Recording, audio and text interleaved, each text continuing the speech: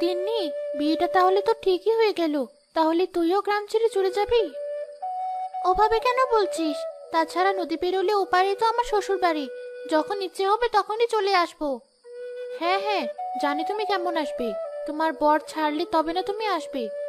কি যে বলিস! সন্ধ্যা হয়ে গেছে, চল এবার বাড়ি ফিরে যাই, নইলে আবার ঘাড়ে শাকচুন্নি চাপবে।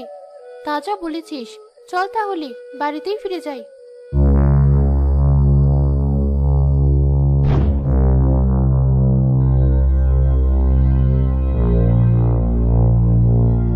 গ্রামে আবার বিয়ের গন্ধ।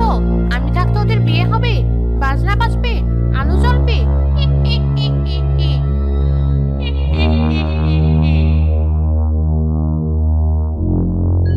এই যে ভাই জলিল, তোমাকে খুঁজছিলাম।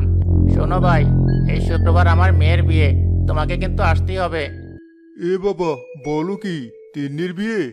বাহ বাহ, কতকাল পর গ্রামে বিয়ে বলো তো। ওই ঘটনার পর সবাই তো ভয়ে ছেলে মেয়ে বিয়ে দিতেই ভুলে গিয়েছিল।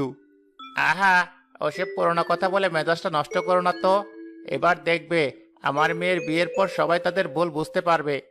তাই যেন হয় ভাই, তাই যেন হয়। তাহলে আমিও আমার ছেলেটার একটা গতি করতে পারি। আচ্ছা ভাই, তাহলে আসি। বোঝোই তো, মেয়ের বিয়ে কত কাজ। হ্যাঁ হ্যাঁ ভাই, তুমি যাও। আর হ্যাঁ, কোনো সাহায্য লাগলে নির্দ্বিধায় ডেকো। আমিও তাহলে এবার আসি।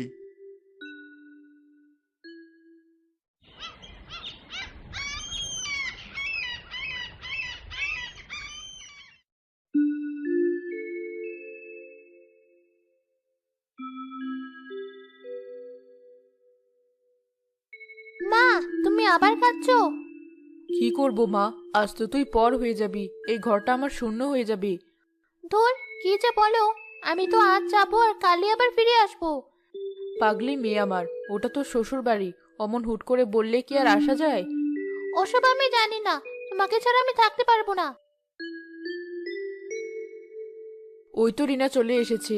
দাও তো মা, তোমার বান্ধবীকে ভালো করে সাজিয়ে দাও দেখি। তোকে কি সুন্দর লাগছে তিন্নি! আপনি আসুন খালা, আমি ওকে নিয়ে আসছি।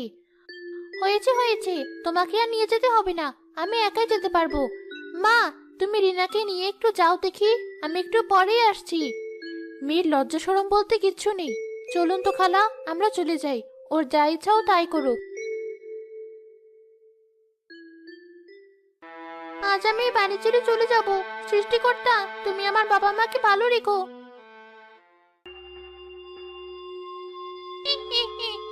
আমি থাকতে তোর বিয়ে? তা তো আমি হতে দেব না।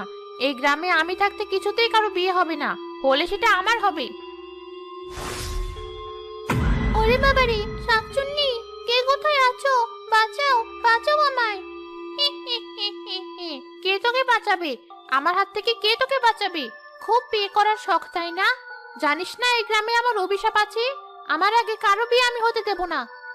কি ভয়ঙ্কর দেখতে! দয়া করে আমায় মেরো না, দয়া করে আমার প্রাণে বাঁচতে দাও। প্রাণে বাঁচতে চাস? তাহলে যে তোকে অনেক কষ্ট সইতে হবে। পারবি তো? সব পারবো, তবু দয়া করে আমার প্রাণে মেরো না। বেশ, তাহলে চল আমার সাথে। শাকচুন্নি তিন্নিকে ঘাড়ে চাপিয়ে উড়ে উড়ে পুকুর ঘাটে আসে। ওরে বাবারে, ছাড়ো, ছাড়ো আমায়! কেন? তুই না বললি প্রাণে বাঁচতে চাস? তাহলে যে আমার কথা মানতে হবে। বেশ, তুমি যা বলবে আমি সব শুনতে রাজি আছি, তবু আমার প্রাণে মেরো না। তাহলে আজ থেকে পুতুল হয়ে ঝুলে থাক আমার কাছে। শাকচুন্নি জাদু করে তিন্নিকে একটা বউ পুতুল বানিয়ে গাছে ঝুলিয়ে রাখে। বিয়ে করার খুব শখ, তাই না? এবার ঝুলে থাক আমার কাছে।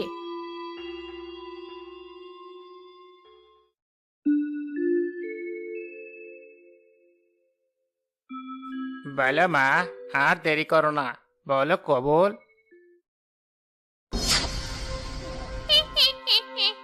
কবুল।